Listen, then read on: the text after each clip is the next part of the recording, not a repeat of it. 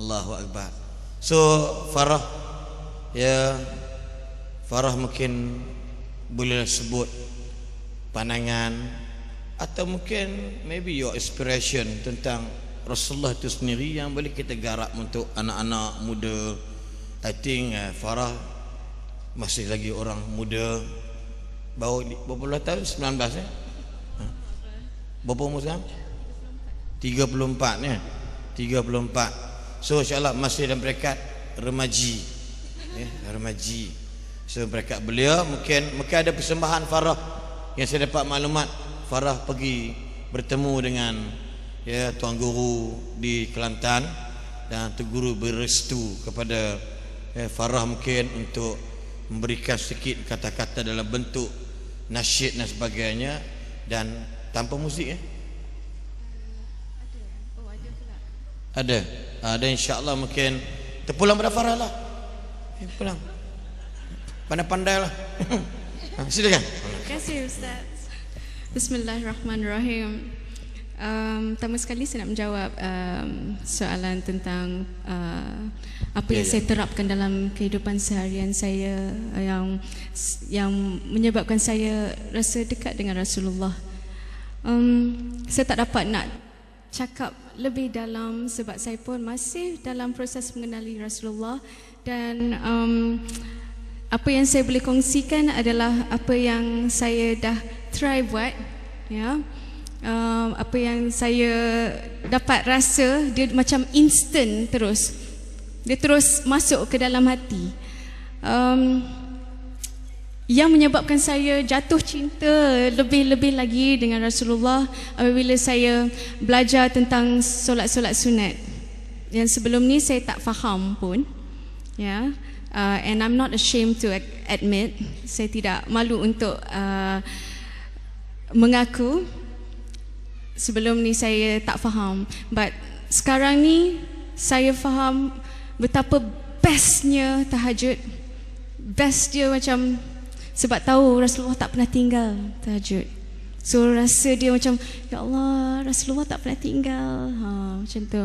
And then solat-solat rawatib yang paling bestnya, yang saya rasa saya cuba, mula saya cuba, bila mula buat saya rasa saya nak semua orang yang saya sayang untuk cuba, sebab rasa dia pun sangat best.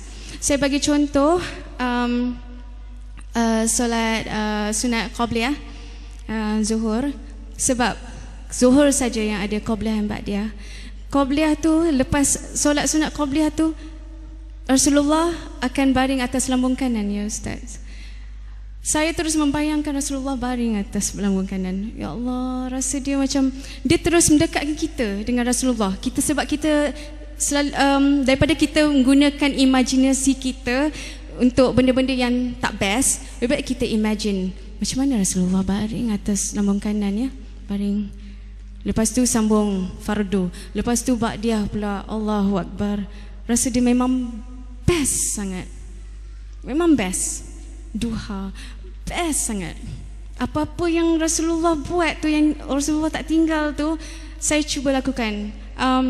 Memang like it's not perfect, tapi benda apa yang boleh mendekatkan saya dengan Rasulullah, sebab kita nak belajar, ya. Kita tengah istiqamah. Hijrah, everybody pun boleh hijrah, saya rasa lah.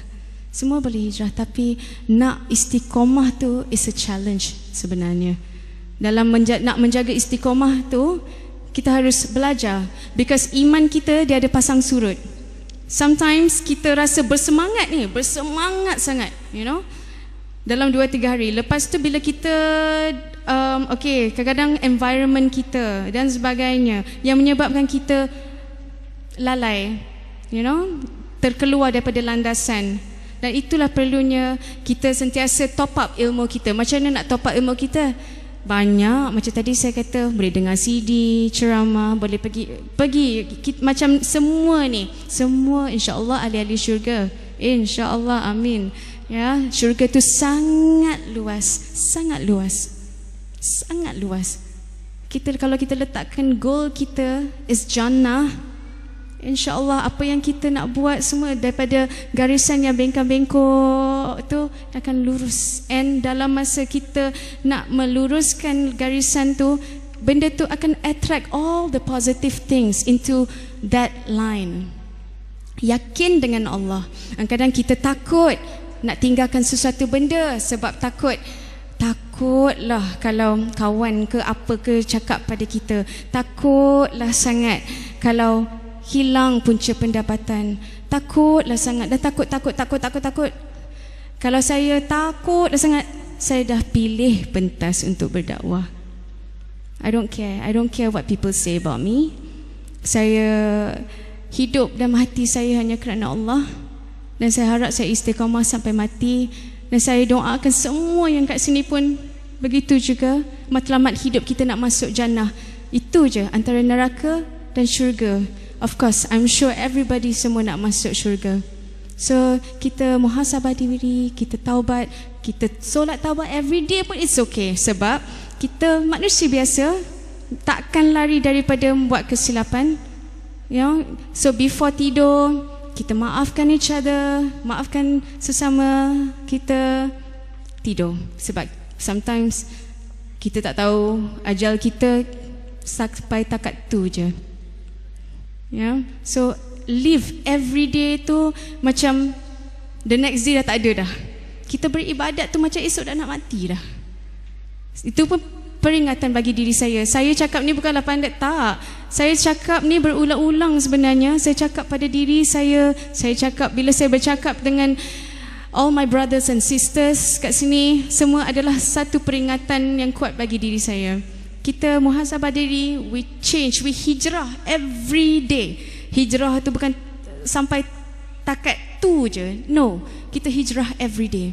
Dan ilmu tu takkan pernah cukup. Takkan pernah.